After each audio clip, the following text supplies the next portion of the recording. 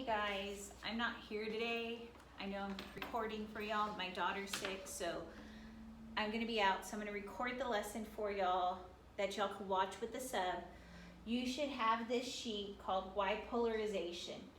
What we're looking at is polarization is talking about how the South and the North are becoming more, they're drifting apart.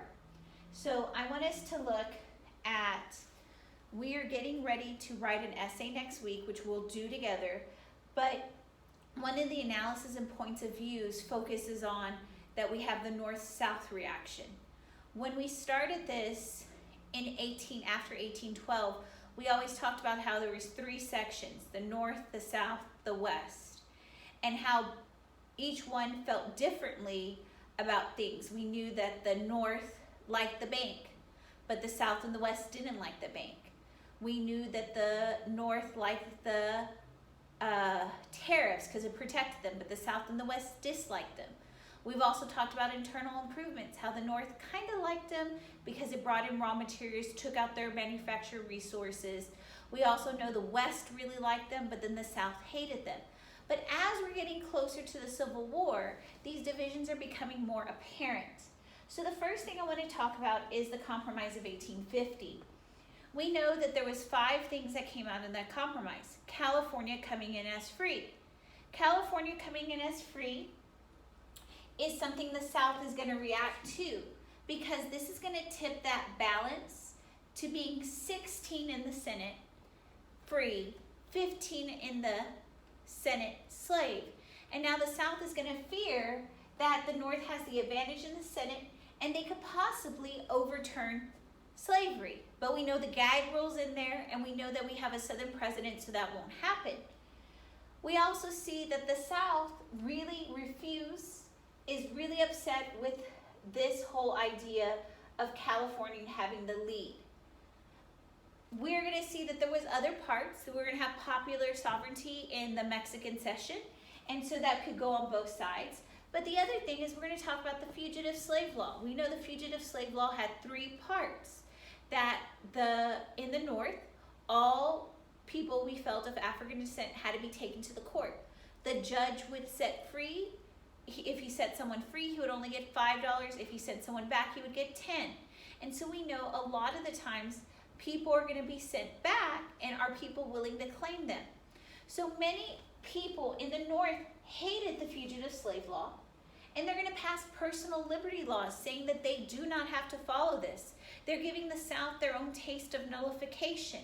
And so what will happen is the only one thing the South got in that compromise is actually going to be nullified, and we're going to see the South is going to be upset about that fugitive slave law.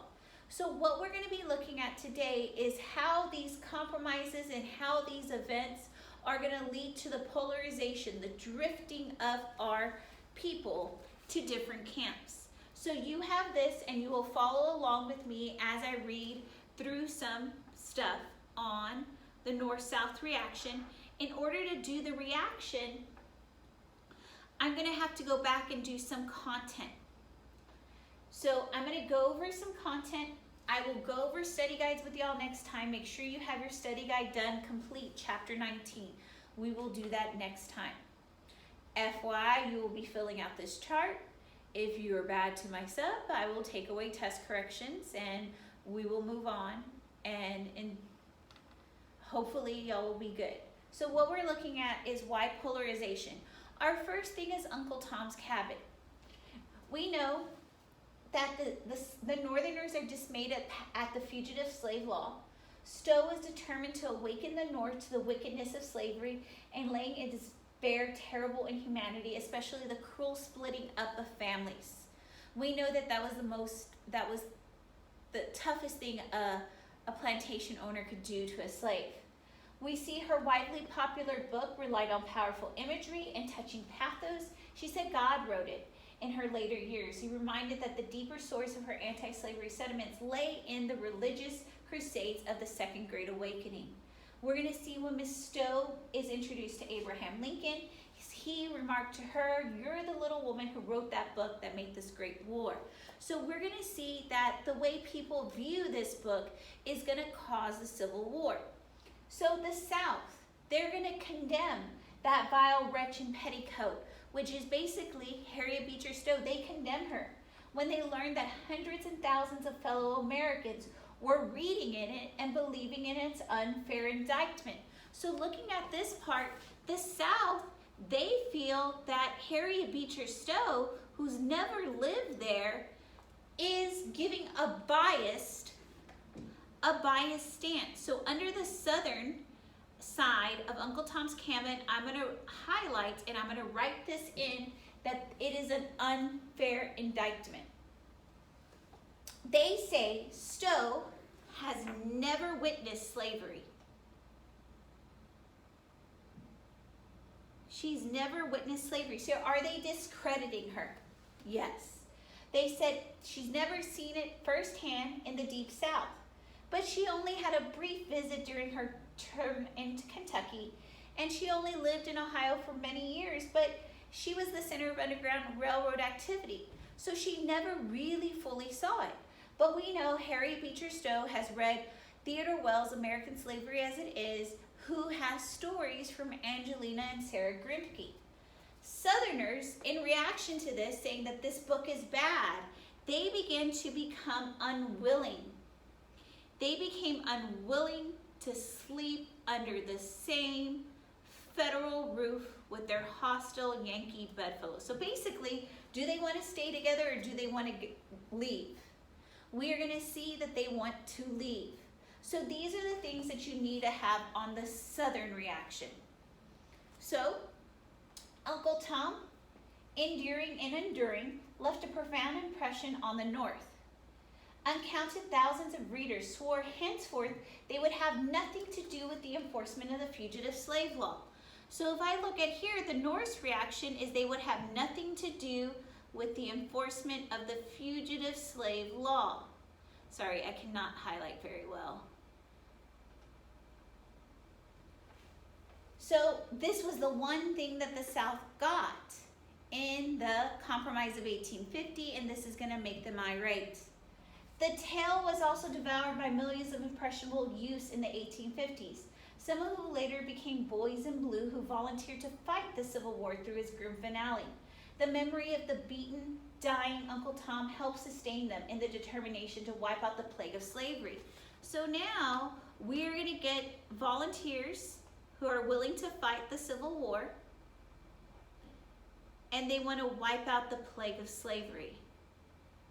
Both sides have acted differently to what is going on.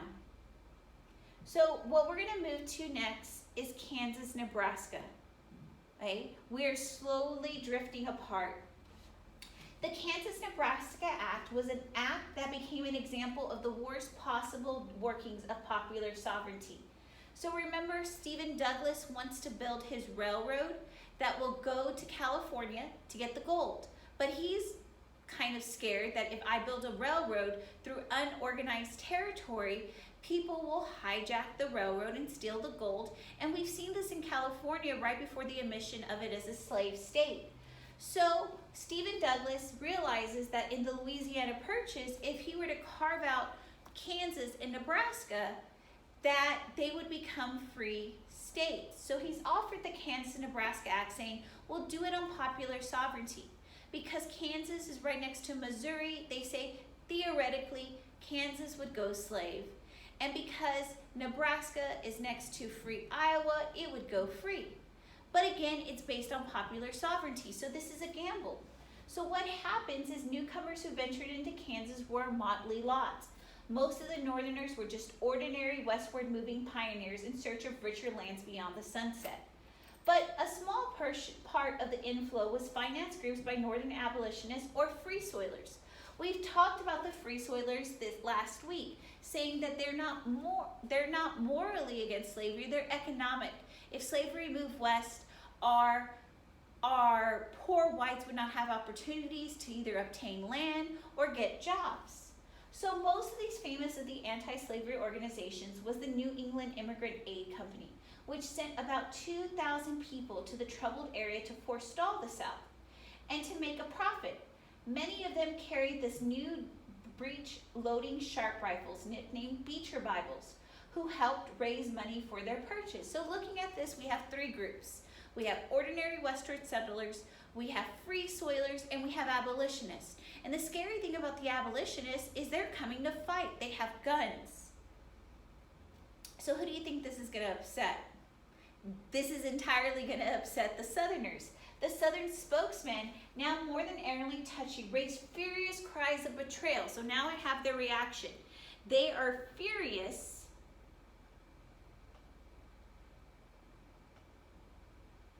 because they had supported the Kansas-Nebraska scheme, sorry, I cannot highlight well, of Douglas with the unspoken understanding that Kansas would become slave and Nebraska free. Sorry, I didn't highlight very well, but looking at this, the South feels betrayed. But this is popular sovereignty. It's a gamble. The northern Nebraskans, they felt, were by foul means now trying to abolitionize both Kansas and Nebraska, which again, this comes to the balance. If Kansas and Nebraska went towards free, that would upset the balance in the Senate being to 18 free to 15 slave. So a few Southern hotheads, quick to respond to this, tried to assist small groups of well-armed slave owners. So now we have small groups of well-armed slave owners to Kansas.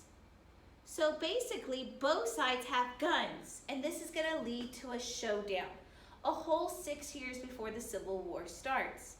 So we have our Southerners upset because they think that Kansas is supposed to be slave, and they have three groups of people from the North coming in and establishing or possibly establishing Kansas to be free. So crisis conditions in Kansas rapidly worsen. With when the day came, there needs to be an E there in 1855 to elect members of the first territorial legislature, the pro-slavery border ruffians poured in from Missouri to vote early and often. Is that legal? No, it isn't. So we're going to put pro-slavery border ruffians poured in from Missouri to vote early and often. This is going to be on the South side. Again, the Southerners feel that they have to have those Missouri border ruffians come in to make sure that they offset those free soilers, those abolitionists, and those westward moving pioneers. The slavery supporters triumphant, and they're going to set up their own government. So they set up their own government. This is not a legitimate government. Again, those Missouri border ruffians don't reside in Kansas. They don't. And they're voting often. Both of these things make this government illegal. The free soilers who actually live there, along with the abolitionists and along with our westward moving pioneers, cannot stomach this fraudulent conspiracy.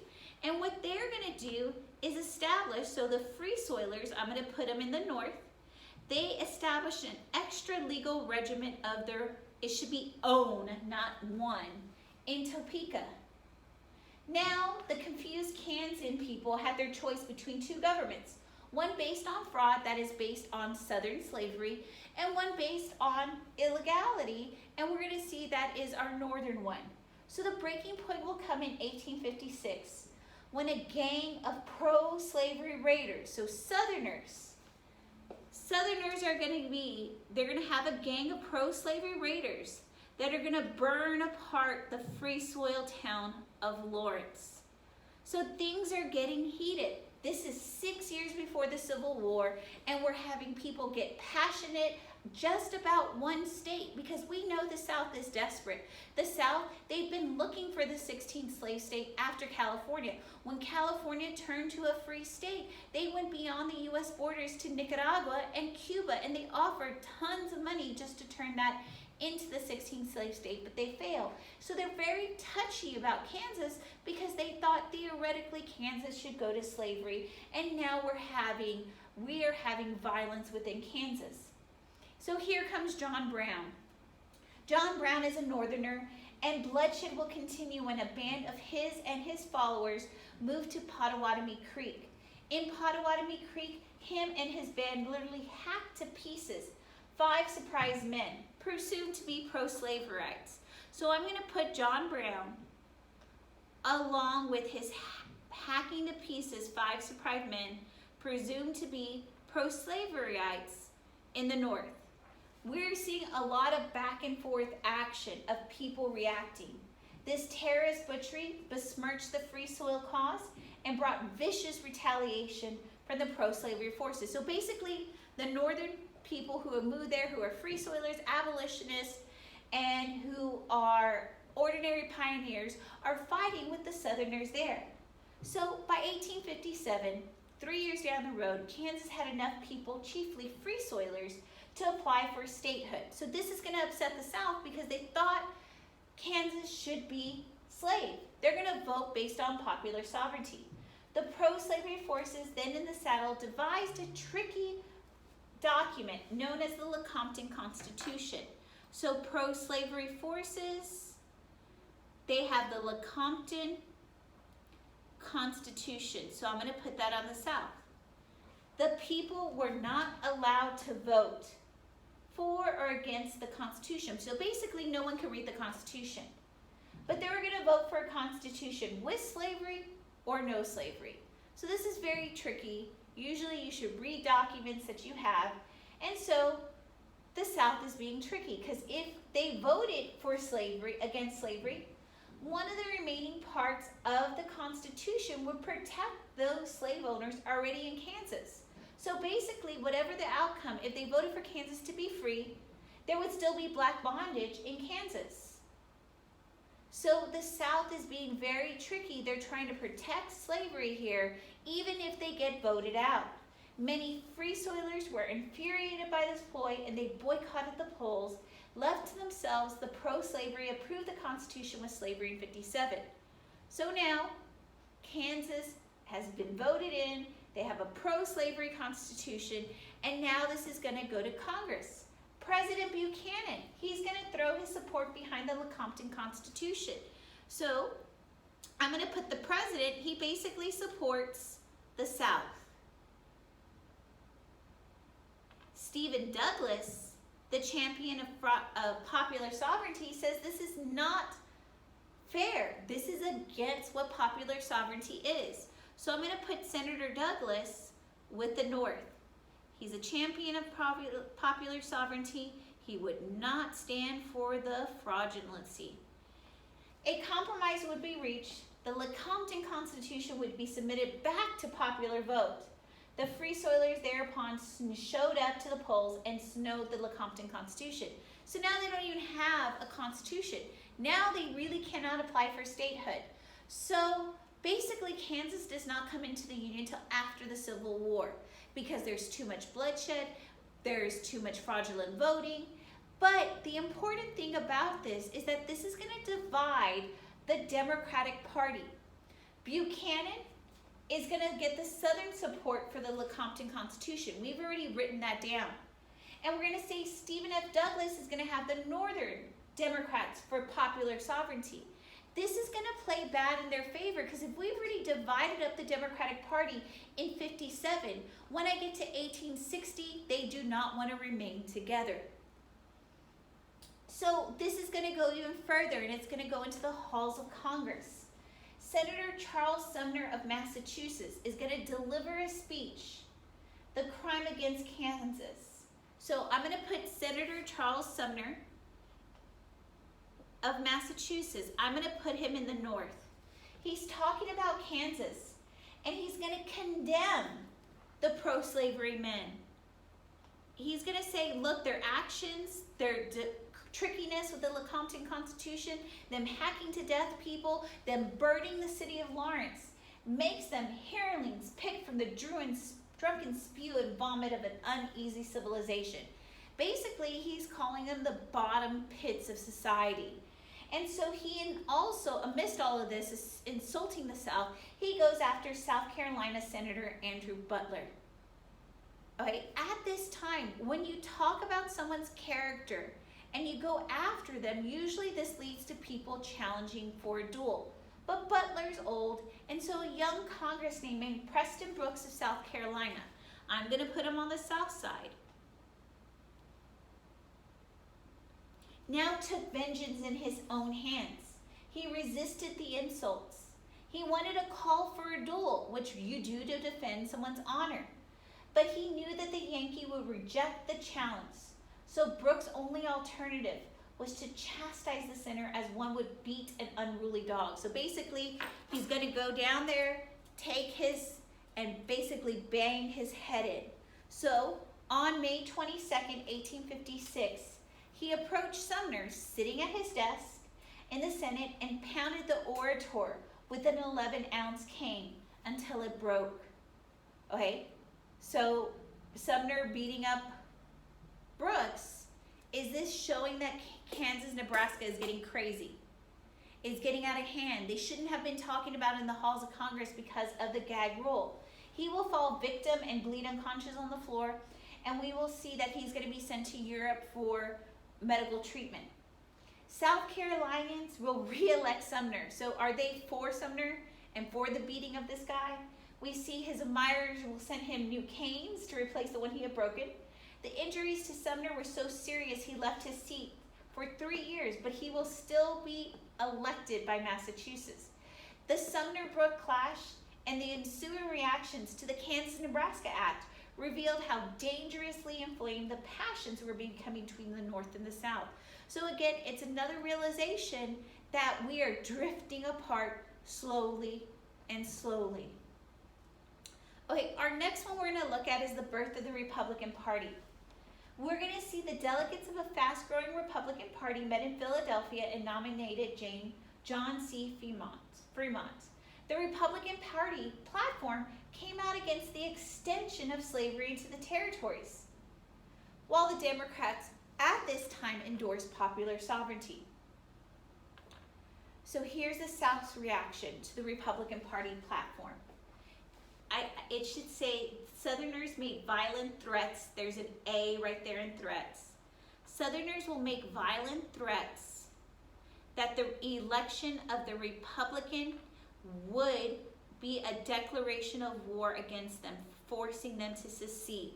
So basically, they said if they elect the Republican, they're peace out, they're done in 1856. We've seen this in another time in history in 1832 with the tariff. They're going back to the idea that if they don't like it, the best redress to their grievances is nullification. If that doesn't work, they could secede. And so Northerners right now are anxious to save the Union and their profitable business because we know the South produces cotton and in the North they have textile mills. And we're going to see that they want us to stay together because they're dependent on their cotton.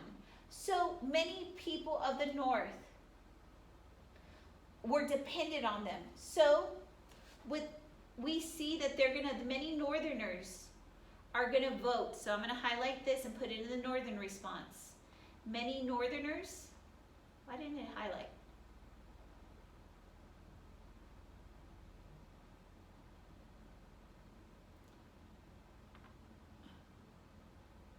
Are going to vote for the Democrat Buchanan. Why didn't it highlight? Okay, so I have both the reactions here. Because of this, Buchanan will win. Because Buchanan wins, the South will not secede. But then this leads us to our next issue, the Dred Scott decision. Dred Scott is going to be one of the opening blasters of the Civil War. Dred Scott is a black slave.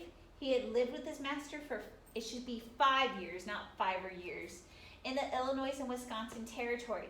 Backed by the interests of the abolitionists, he sued for his freedom on the basis of his long residency on free soil. So Dred Scott's a slave, just living in free territory. He says he should be free because he's in free territory. The Supreme Court is going to rule that Dred Scott is a black slave and not a citizen. Hence, he cannot sue in federal courts. So the case should be over, right? They have no jurisdiction. He has no authority. But we know that the Supreme Court is ruled by Southerners. So under the leadership of Justice Taney, the court decreed that because a slave was private property, he or she can be taken into any territory and legally held there in slavery. The Fifth Amendment says Congress cannot deprive people of their property without due process of law. So now thinking about all these compromises, originally I couldn't take my slave is in free territory and I'm not supposed to have it there. But now this court case says it doesn't matter where we have free or slave. A slave is a slave no matter where he is. So the South's reaction is they're delighted.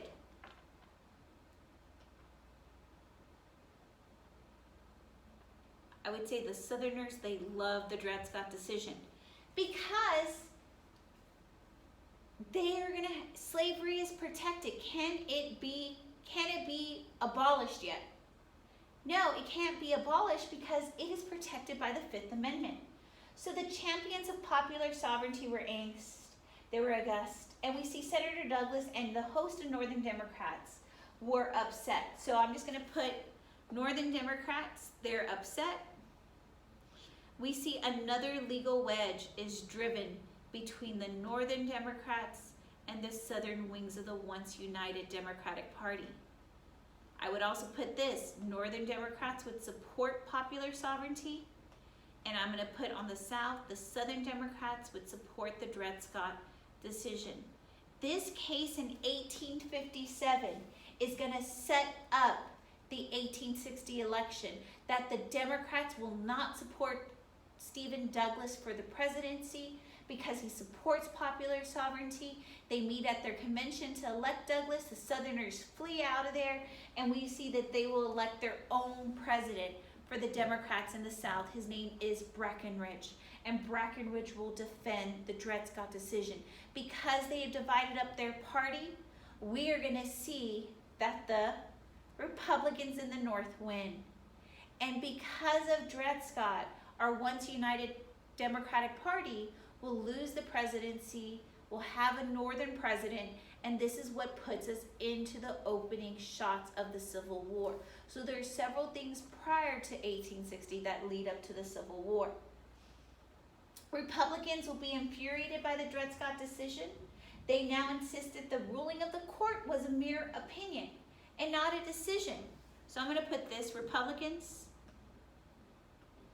said the ruling of the court is a mere opinion and not binding, since a majority of the people on the Supreme Court are the South.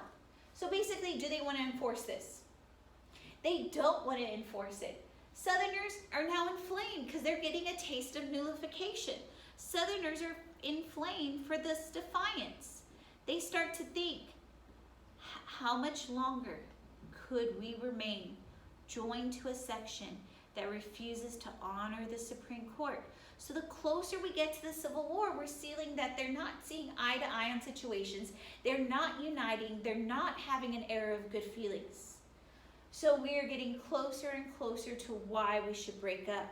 What we're going to look at next is the Panic of 1857. We are going to see that there's three causes of the panic. The first thing is the importing of gold played a part by help to inflate the currency. All of that's going to come in, and we talked about it being very important so we could produce more paper money. The demands of the Crimean War in Russia had overstimulated the growing of grain, which affects our northwestern farmers, while frenzied speculation in land and railroads have further ripped the economic fabric. When the collapse came, over 5,000 businesses failed within a year. Unemployment accompanied by hunger meetings in urban areas was widespread. So I want us to think about this. Gold, where is most of my banking, north or south? In the north. Where are most of my railroads? In the north. Where is most of my grain being grown? In the northwest. Okay? So all of this is going to basically affect the north. So the north, including its grain growers, were hardest hit.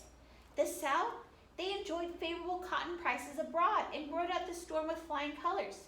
Panic conditions seemed further proof that cotton was king and that its economic kingdom was that stronger than that of the north. So the south feels that their kingdom is stronger than that of the north. And this fatal delusion, so this is the South's reaction, helped drive the overconfident Southerners closer and closer to a shooting showdown, saying, hey, we could be a separate country. We don't need the North needs us. Look at their economy, it is not doing well. So the Northerners, in reaction to everything that's going on, is they're gonna start demanding a couple of things. Because of the financial distress, the North is gonna demand for free farms of 160 acres, sorry guys, from the public domain. Basically, let's give out land to people who want to move west. If we give 160 acres, that is going to be that's not enough for the slave plantations. This is going to go to poor whites who are free soilers, who are against the expansion of slavery. So both of these we're going to see is going to help drive us closer to the Civil War. The next one we're going to talk about, and I know a lot of people had issues on their study guides on this, is the Lincoln-Douglas debates. What the Lincoln-Douglas debates are is a basic Senate election in Illinois. They're looking for the seat, and now it's going to claim the national spotlight. Stephen Douglas, his term is about to expire, and we know he's all about popular sovereignty. And we're going to see the Republicans decide to run someone against him, a rustic Springfield lawyer named Abraham Lincoln. Lincoln, as a Republican nominee for the Senate seat, now boldly challenged Douglas to a series of joint debates. Douglas accepted Lincoln's challenge, and in 7 meetings, the famed Lincoln-Douglas debates were arranged. The most famous of this came in Freeport, Illinois, where Lincoln nearly impaled his opponent on the horns of the dilemma. Suppose, he questioned or inquired, the people of a territory should vote down slavery down. The Supreme Court ruled in the Dred Scott decision decreed that they could not. Who would prevail, the court or the people? We already know that as Dred Scott decision has been said slavery can be anywhere because its Fifth Amendment rights protect your property. But we know Stephen Douglas is a champion of popular sovereignty. So Douglas' reply became known as the Freeport Doctrine. He said, and I'm going to put him on the northern side. Douglas will argue, and I'm going to put this on the northern side. I don't know why it's not highlighting. Douglas argued slavery would stay down if the people voted it down. So this is widely popular in the North, and this is why Douglas wins. Lincoln does not win this seat. But you have to understand the impact of him defending popular sovereignty. Douglas' loyalty to popular sovereignty did have a popular appeal in Illinois. But with Douglas winning Illinois, he hurt his own chances in the future in 1860 to run for the presidency. And so the Southerners, will they want to elect him? No. We're going to see Northern Democrats supported popular sovereignty, and the Southern Democrats supported the Dred Scott decision. Lincoln, so I would put this for the South. They supported, just as the reaction to the Southerners, Democrats supported Dred Scott decision, and they will not elect Douglas to be the presidential nominee. So Lincoln at this time, even though he lost, he was actually playing for higher stakes. Not at this moment, he didn't know this in hindsight, he wasn't a fortune teller. But he says, although defeated, he was shambled into the national limelight. The press picked up his story, and he began to emerge as a Republican nominee for the president.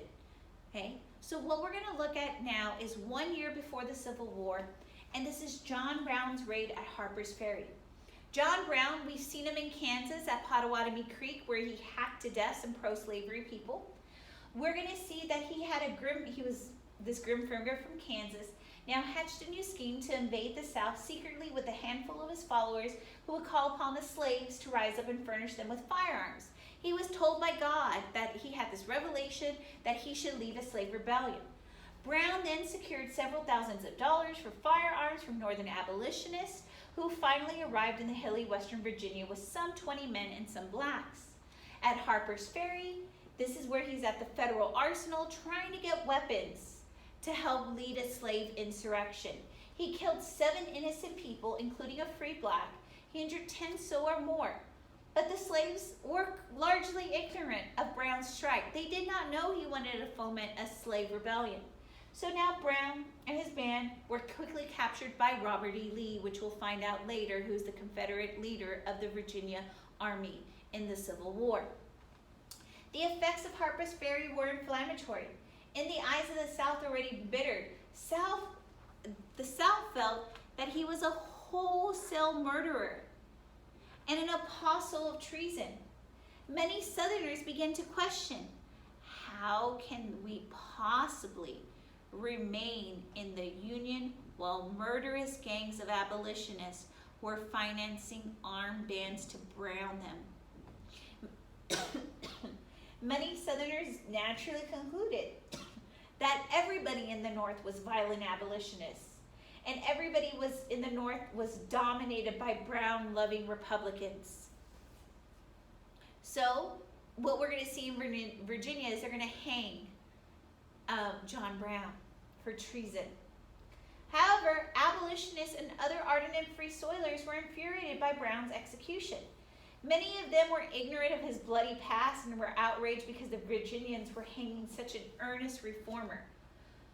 So they're upset, they're outraged. The North is outraged because Virginians are hanging such an earnest reformer. On the day of his execution, free soil centers in the North tolled bells, fired guns, lowered flags, and held rallies. Some spoke of Saint John Brown, so many of them feel that John Brown is a saint. Ralph Waldo Emerson will compare him to Jesus, being a martyr hero with Jesus. So again, we're looking at the same events, but having 2 different points of views. This thus takes us to 1860. In 1860, Lincoln will become a minority president. And we know in 1856, they threatened to secede if a Republican was elected. We see 60% of the voters actually preferred someone else. We're going to see he was made a sectional president because 10 of the southern states did not allow him on the ballot. He had polled no popular votes. The election of 1860 was virtually 2 elections, one in the North where Lincoln was on and one in the South where Lincoln wasn't. I want us to look at these totals right here. Douglas, who's the Northern Democrat, and Breckinridge, who's the Southern Democrat, if they would have stayed together, they would have beaten Lincoln, and Lincoln wouldn't have been president. So South Carolina rejoiced over Lincoln's victory. They now had their excuse to secede. So I'm going to put this on the South. South Carolina now had their excuse to secede. The North basically had caused the Civil War in their eyes. But the tragic chain reaction of success now began to erupt. South Carolina, which threatened to go if the sectional Lincoln came in, was good on its word. 4 days after the election of the Illinois baboon, South Carolina called a special convention to vote to secede. In the next 6 weeks, 6 other states of the Lower South followed. Alabama, Mississippi, Florida, Georgia, Louisiana, and Texas joined to create the Confederate States of America. Okay, we are done with that. There is one other thing that y'all have. You should have gotten a PowerPoint called Drifting Towards Disunion.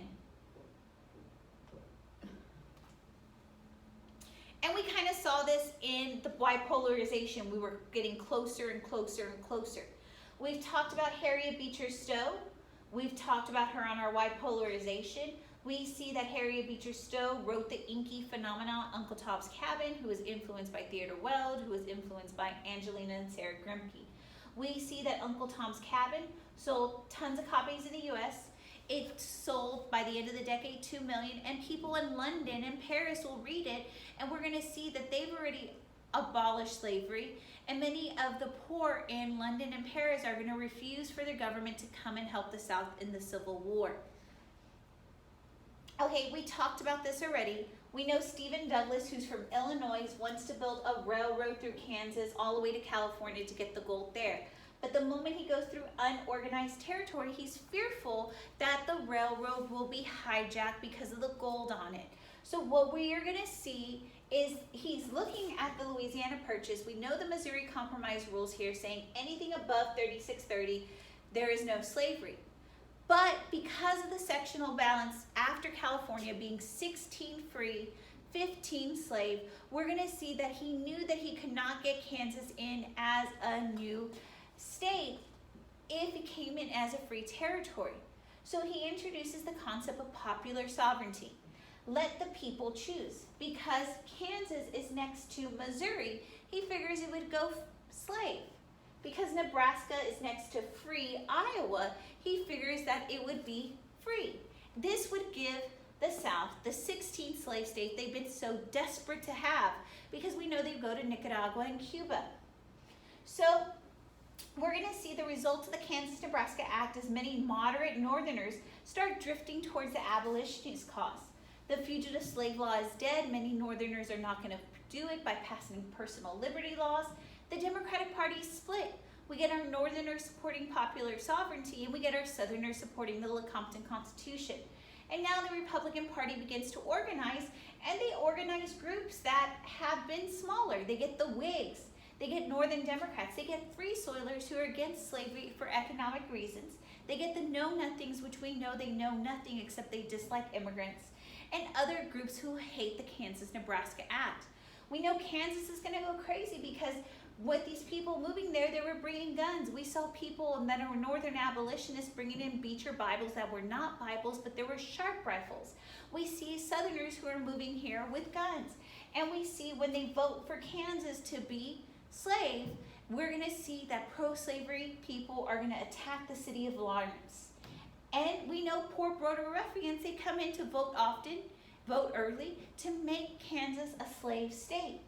We have Henry Ward Beecher coming in with the New England Immigrant Aid Co. to provide Beecher Bibles, which are rifles, to protect those people from the slave holders in that area. We know John Brown gets a little bit livid here, and he hacks to death 5 people at Pottawatomie Creek.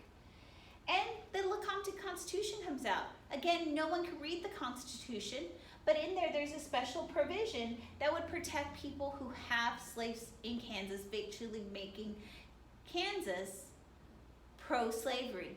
This then goes into the halls of Congress, and we have Charles Sumner talking about what's going on, and he actually insults South Carolina, and we see that Preston Brooks is going to take his hands in it, and he walks into the halls of the Senate and basically goes WWE on Charles Sumner and obliterates the guy that he has to go to England for medical treatment.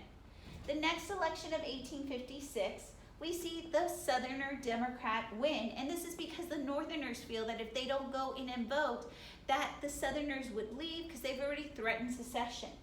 We have the Republicans saying no extension of slavery, and we have Miller Fillmore, the know-nothing, knowing that he doesn't like immigrants. Looking at our election results of 1856, we see that there is the Republicans in the north, but we have the Democrats in the south in the middle. So the Civil War is not imminent until I get it half and half. The next thing is the Supreme Court decision. Dred Scott is suing for his freedom. He's living in a free soil area. Justice Taney, along with the Supreme Court, say, look, he has no right. He is not a citizen. He is property. But they continue on the thing saying that no matter where a slave is, because of the Fifth Amendment, Southerners are protected by their property. So all of our previous compromises, the 1850 Compromise, the Kansas-Nebraska Compromise, the Compromise of 1820 are null and void because slavery can exist wherever it is. We've talked about the panic, and it affects the North. We know that they've overgrown grain, they over-speculated on land and railroads, and they've over-brought in gold from California. Again, this affects the North. The South is going to be flying through with good colors because cotton is going for all-time high prices. Lincoln-Douglas debate. We know that they are trying to debate for a senatorial seat. Lincoln, being the Republican, is going to challenge Douglas, the Democrat, to a couple of debates. The most famous debate is at Freeport. And this is where Lincoln asked him the question, who's going to rule? Would the people rule with popular sovereignty, or does the court rule? And Douglas, being an ardent, passionate person for popular sovereignty, says popular sovereignty. He has just thus prevented him from winning in 1860, and he has thus created the division that will lead to the Democrats being divided in the 1860 election. John Brown goes into Harper's Ferry to lead a slave rebellion. He forgets to tell the slaves. He is thus executed. Many of the Northerners look at him as a martyr. Many Southerners can't believe that everybody in the North loves this guy. This next election of 1860, Abraham is the Republican. He is saying no extension of slavery into the territories. Stephen A. Douglas, he's an ardent, passionate person about popular sovereignty. John D. Breckinridge and the Southerners defend the Dred Scott decision. This guy, John Bell, all he wants to do is keep the Union together. We're going to see that many Southerners look at the Republican Party platform and they say it's entirely against what they stand for. The non-extension of slavery gets the Free Soilers in, but the Southerners don't like that. The protective tariff doesn't help the Southern economy, only helps the Northern economy. The building of a railroad that would take a northern route does not help the South. The internal improvements only help the West, and we know that the South doesn't have any internal improvements. And the free homesteads would not be enough for Southern plantation owners to be able to farm. So we're going to see all of the platforms of the Republican Party platform basically turn off the South. And so, now looking at this, I know that the Southern Democrats vote for Breckinridge because his defense of popular sovereignty. I see the purple, that's where Lincoln is. And then in the middle, where the Civil War is going to occur, they vote for John C. Bell to prevent the war. But because of this, we're going to see the South Carolina being true to its word will secede. And this leads to a last-ditch attempt by Crittenden to basically extend the Missouri border compromise 3630 all the way to California and say, let's keep this together. Slavery will be protected where it is. It will be protected under this line, and it'll be fine. Again, to the South, they don't like this compromise. They already have the Supreme Court ruling in Dred Scott, which many Northerners are not adhering to. They're not adhering to the to the fugitive slave law. They're adhering to personal liberty laws, and this is when we get South Carolina leading the charge, 6 Southern states to follow, and then I'm going to talk about this when we get back from these states leaving, when we get back from Thanksgiving break.